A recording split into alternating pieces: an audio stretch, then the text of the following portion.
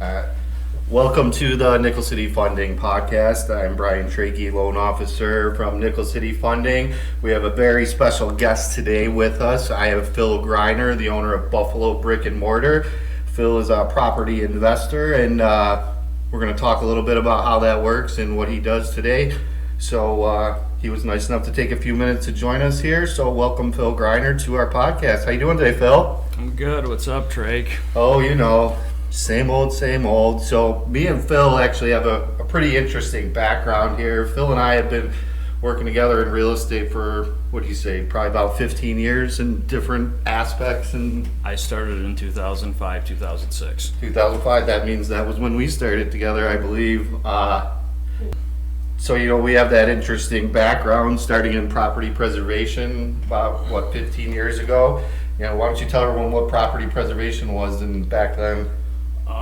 It was a shit show, to be honest. But besides that, we handled bank and government maintenance. At the end of the day, the largest landlord in the world are the institutions, the banks, and the government. We did all their dirty work.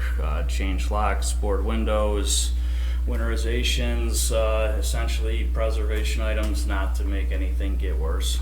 So Phil was actually a full-time accounting student at Canisius, I believe. Correct. And the company we work for hired him to be a subcontractor for us. And Phil was a full-time student and running a full-time construction crew at the same time. You know, it was crazy back then, wasn't it? Yeah, no, it was definitely interesting. I mean, hell, the TomTom just came out, so even trying to get from house to house was Oh, yeah. a little difficult. Yeah. Using the map books to try to find the house. I remember those back in the day and stuff like that. Or going into the foreclosures when you never knew what was going to be inside those. Oh yeah, I still do that today. It's part of the job. The first work order when we were doing property preservation be that initial secure to go see the property and check out, you know, what it looks like. Back in the day when you stopped paying your mortgage, the bank would issue, you know, they don't want to foreclose. It's expensive to do a foreclosure, so they would hire us to do what's called an initial secure on the property. So we would have to go tell them if the property was occupied or vacant, and Sometimes you never know. sometimes you never know. I definitely went into a house with a couple vagrants in there. So what would you say was the most interesting thing you saw inside of a house? Oh, the ice palaces were always interesting. Your creative debtor would take concrete and dump it down the water box and leave the pipes on. So then you walk into the house and it literally just be icicles from first floor to the basement. Oh yeah, I'll never forget the first ice house I walked into, and you see the water still frozen coming out of the sink, and it's frozen solid. So, you know, we went from the preservation and that kind of evolved to what you do now, right? You'd say? Yeah, I mean, I definitely got an institutional education doing maintenance and service for the banks. And then I joked that I graduated into the management and marketing side of things. Sold at least 500 or 600 foreclosures in a 3-year period. Oh yeah, I forgot about that part, doing the REO sales for a while, right? Exactly. How did that work? You worked directly for the bank listing those houses, correct? Not necessarily. I mean, for the most part, most lenders don't service their own debt. So you're dealing with the servicers at that point in time.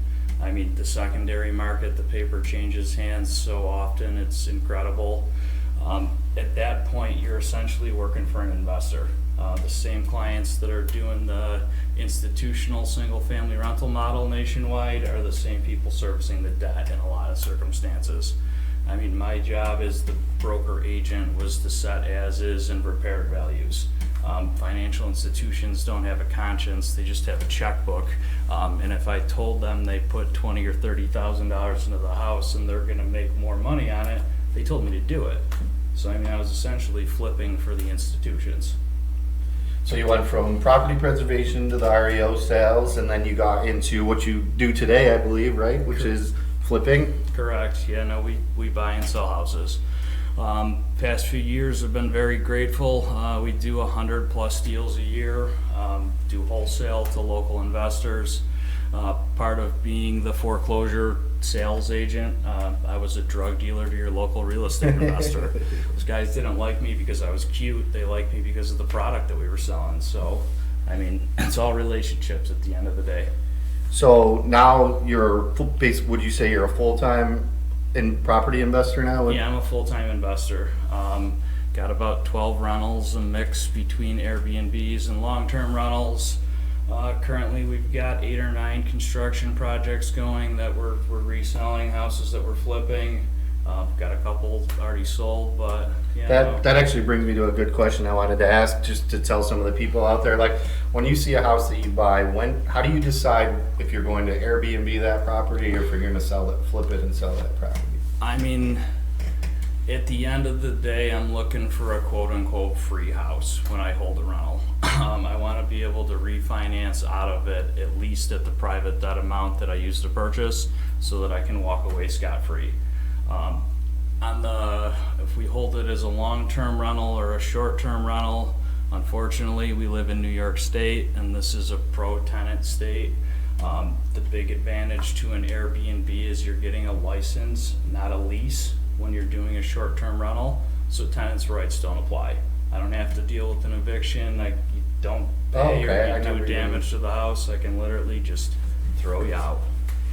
So, yeah, I never even knew that part about Airbnb, so that's interesting. And then the other question I kind of jotted down, someone calls you and says they want to sell you their house.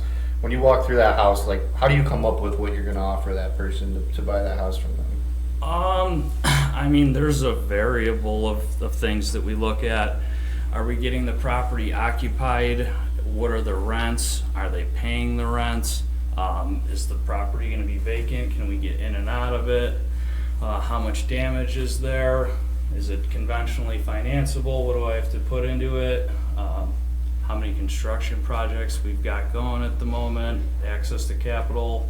There's real life situations that take place. Yeah, so we work with a lot of real estate partners, a lot of realtors, real estate agents. So what would you say to like a realtor that was having either a tough time selling a house, or if they had a little bit rough house that might be perfect for you? Like, some of our realtor people, when would they want to hit you up to maybe look at a house they might be working on? I mean, I'll buy anything. I am not afraid, as long as the math is right. It doesn't matter to me. Erie, Niagara County, single family, multifamily, commercial, I'm not prejudiced. I like it all. If they already had it listed in the MLS, would that be something you wouldn't be interested in? Yeah, we buy on the ML all the time. It's not much. We're buying 1 or 2 here or there, but at least monthly we're picking up 1. What if the realtor were to call you before they put it in the MLS? Is there... I mean, we have great relationships with a lot of realtors. We pay a lot of referral fees.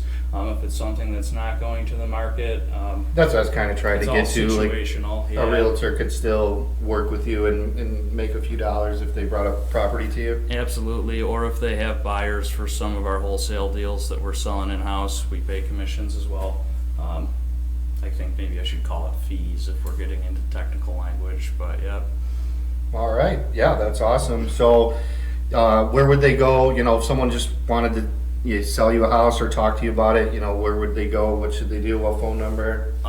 You can check us out on the web, buffalobrickandmortar.com. Submit the web form through there. There's a buyer's portal. I think it asks a few questions: condition, location, what type of building you're looking for.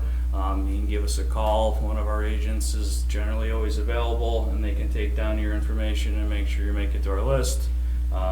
Reach out to me directly, whatever's convenient. All right, great.